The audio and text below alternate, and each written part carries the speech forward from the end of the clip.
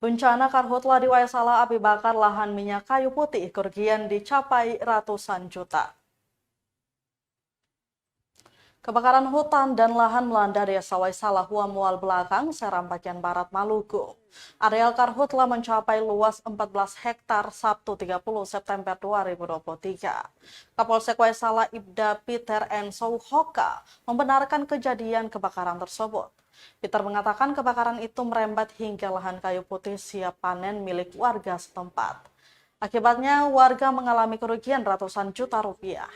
Ia menjelaskan kebakaran bermula dengan pegunungan tapi bergeser sampai jarak 20 meter ke pemukiman warga Dusun Hanuno dan Tita Mandiri. Titik api cepat membesar dan mudah merembet karena dipenuhi ilalang kering dan pohon kayu putih.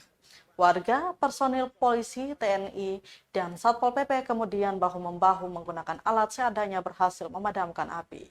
Di Himpun Info Kebakaran diketahui sekitar pukul setengah 11 siang, Sabtu 30 September 2023, dan warga beserta aparat setempat langsung bergerak menuju TKP. Diduga kuat api muncul akibat adanya pengendara yang sengaja buang puntung rokok di kawasan penuh ilalang dan kayu putih itu. Terima kasih sudah nonton. Jangan lupa like, subscribe, dan share ya.